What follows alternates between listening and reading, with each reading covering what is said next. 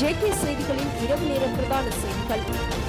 அரசு ஊழியர்களின் சம்பளத்தை நாங்கள் அதிகரித்துள்ளதாக ஜனாதிபதி அனுரகுமார திசாநாயக்க தெரிவித்துள்ளார். 2026 வரவு செலவு திட்டத்தின் 3ஆம் வாசிப்பில் நேற்று உரையாற்றும் போது அவர் இதனை தெரிவித்துள்ளார். இது தொடர்பில் அவர் மேலும் தெரிவிக்கையில், அரசு சேவை செயலிழந்து விட்டதாக சிலர் கூற தொடங்கினர். அரசு அதிகாரிகள் பயப்படுகின்றார்கள் என்று கூற தொடங்கினர். இவை பொய்கள். இந்த பணியில் நல்லெண்ணத்துடன் தலையிட ஒவ்வொரு அதிகாரியையும் நாங்கள் பாதுகாப்போம் என்று இந்த நேரத்தில் நான் தெரிவிக்கின்றேன். நாங்கள் ஒரு தளர்வான அதிகாரத்தை வழங்கினோம்.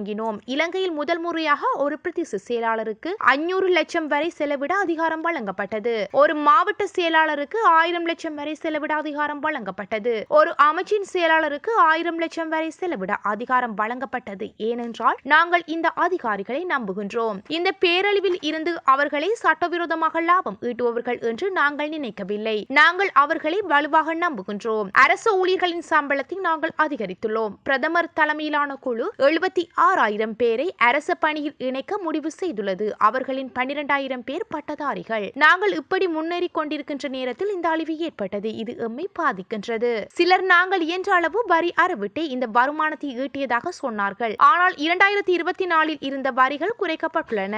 வாகன இறக்குமதியை தவிர 2025ஆம் ஆண்டுக்கு வேறு எந்த மேலதிக வரிகளும் விதிக்கப்படவில்லை. சர்வதேச நாணய நிதியமும் முந்தைய அரசாங்கத்துக்கு 2025ஆம் ஆண்டிற்கான வருமான இலக்காக 15.2% வழங்கியிருந்தது. ஏற்கனவே உள்ள வரிகளுக்கு மேலதிகமாக இதை அடைவதற்காகவே ஏனைய வரிகள் முன்மொழியப்பட்டன. டிஜிட்டல் சேவை வரி மற்றும் சொத்து வரி கடந்த ஏப்ரல் முதல் நடைமுறைப்படுத்தப்பட்ட இருந்தன. ஆனால் 30% நிர்ணயிக்கப்பட்ட டிஜிட்டல் சேவை வரியை 15% குறைத்தோம் என்று அவர் தெரிவித்துள்ளார்.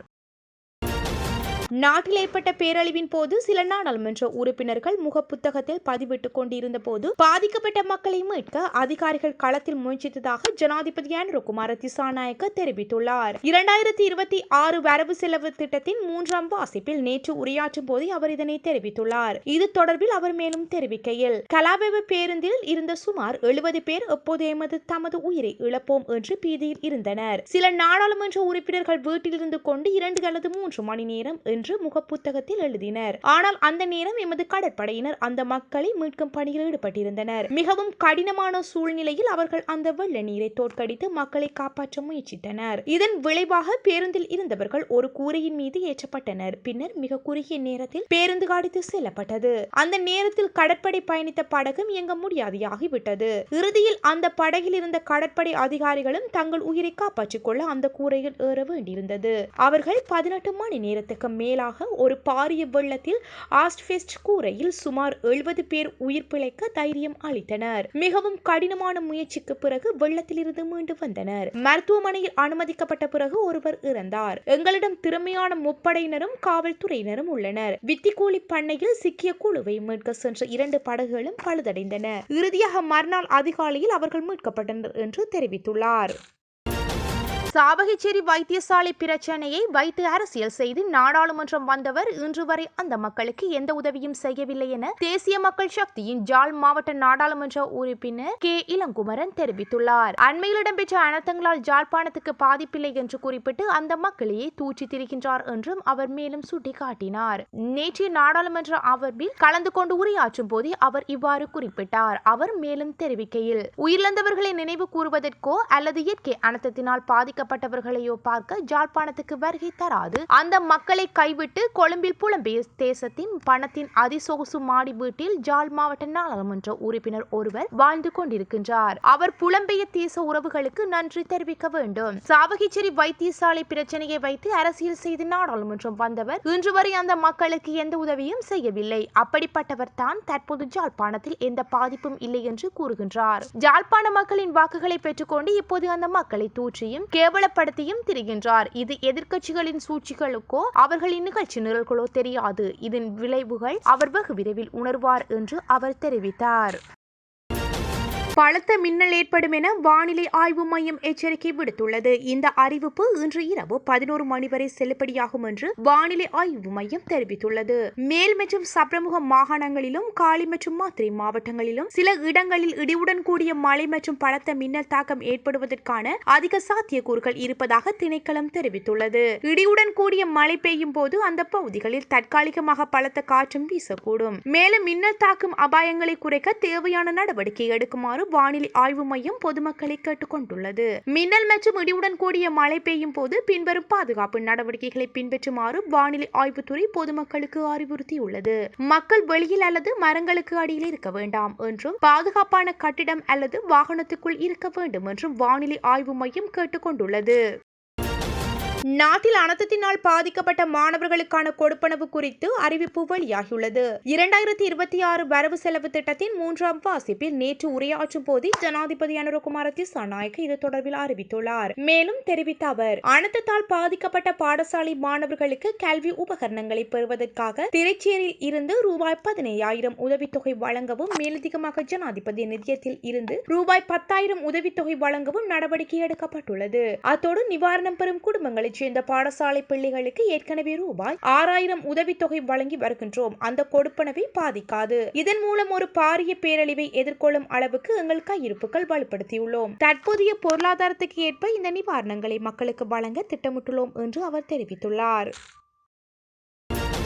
பேரிடரினால் பாதிக்கப்பட்ட பகுதிகளுக்கு தேவையான பொருட்களை கொண்டு செல்வதற்காக அமெரிக்கா இன்று 2 விமானங்களை வழங்க உள்ளதாக இடர் முகாமைத்துவ மத்திய நிலையத்தின் பணிப்பாளர் நாயகம் சம்மத் கொட்டுவிக்கோடு தெரிவித்துள்ளார். இந்த நடவடிக்கைகளுக்கு அமெரிக்கா 2 C-1 30 சரக்கு வாகனங்களை வழங்க உள்ளதாக அவர் குறிப்பிட்டுள்ளார். மேலும் பேரிடர் மேலாண்மை அமெரிக்கா பல ஹெலிகாப்டர்களை வழங்குவதற்கு உறுதியளித்துள்ளதாகவும் மேலும் குறிப்பிடப்பட்டுள்ளது.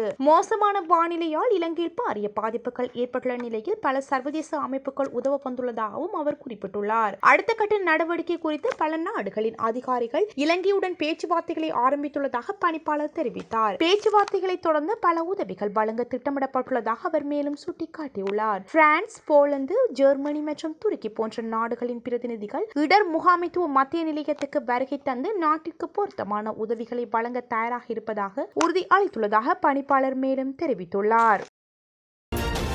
கொழும்பு நியூ மகசின் சிறைச்சாலை கைதிகள் இன்று தங்கள் மதிய உணவின் டிட்வா சூறாவளியால் பாதிக்கப்பட்ட கொழும்பில் உள்ள மக்களுக்கு நன்கொடையாக வழங்கியுள்ளனர். கைதிகளின் மதிய உணவு தயாரிப்பதற்காக பயன்படுத்தப்பட்ட கிட்டத்தட்ட 4 லட்சம் மதிப்புள்ள உலர் உணவு கொல்லானவா பிரதேச செயலக பிரிவில் பாதிக்கப்பட்ட மக்களுக்கு நன்கொடையாக வழங்கப்பட்டுள்ளது. உணவுப் பொருட்கள் இன்று கொழும்பு மாவட்ட செயலகத்திடம் ஒப்படைக்கப்பட்டன. முன்னதாக வெலிக்கடை சிறை கைதிகளும் மட்டக்களப்பு சிறை கைதிகளும் தமது மதிய உணவு தயாரிப்பதற்கான உலர் உணவை வழங்கியிருந்தமை குறிப்பிடத்தக்கது. அமெரிக்காவின் சுங்கவரி பாதிப்புக்கு பின்னும் கனடாவின் பொருளாதாரம் எதிர்பார்த்ததை விட நன்றாக செயல்பட்டுள்ளதாக தெரிவிக்கப்பட்டுள்ளது. குறித்த விடயத்தை சர்வதேச நாணய நிதியம் தனது புதிய அறிக்கையில் தெரிவித்துள்ளது. கனடா, அமெரிக்கா மற்றும் மெக்சிகோ சுதந்திர வர்த்தக உடன்படிக்கையில் உள்ள சில விலக்குகள் இந்த வர்த்தக மோதலின் பாதிப்பை குறைத்ததாக அறிக்கை சுட்டிக்காட்டப்பட்டுள்ளது. இருப்பினும் வேலைவாய்ப்பு மற்றும் முதலீட்டு போக்குவரத்து தளர்ந்துள்ளதாகவும் குறிப்பிடப்படுகின்றது. அத்தோடு பொருட்களின் விலை சரிவு, வெளிநாட்டு கல்வி குறைவு, குடியேற்றம் குறைவு மற்றும் சுங்க வரி நிச்சயமற்ற நிலை ஆகியவை கனடாவின் பொருளாதார வளர்ச்சியை தாமதப்படுத்தும் காரணங்களாக சர்வதேச நாணய நிதியம் சுட்டிக்காட்டியுள்ளது.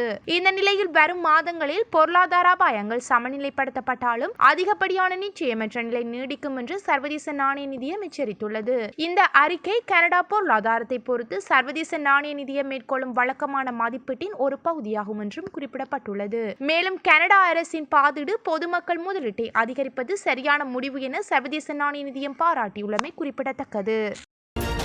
கனடாவில் புதிய வேலைவாய்ப்புகள் அதிகரித்துள்ளதாக சர்வதேச ஊடகங்கள் செய்தி வெளியிட்டுள்ளன. குறித்த விடயத்தை கனடிய புள்ளிவிவரியல் திணைக்களம் தெரிவிக்கப்பட்டுள்ளது. இந்த நிலையில் கனடாவில் ஒரே மாதத்தில் 54,000 புதிய வேலைவாய்ப்புகள் உருவாகியுள்ளதாக தெரிவிக்கப்பட்டுள்ளது. முன்னதாக சிறு அளவிலான வேலை இழப்பு ஏற்படும் என பொருளாதார நிபுணர்கள் கணித்திருந்த நிலையில் வேலைவாய்ப்புகள் உயர்ந்துள்ளதாகவும் தெரிவிக்கப்பட்டுள்ளது. வேலையில்லா விகிதமும் அக்டோபரில் இருந்து 6.9 வீதத்தில் இருந்து நவம்பரில் 6.5 வீதமாக குறைந்துள்ளது. இந்த நிலையில் செப்டம்பர் முதல் நவம்பர் வரை மொத்தம் 1,81,000 புதிய வேலைகள் உருவாகியுள்ளமை குறிப்பிடத்தக்கது.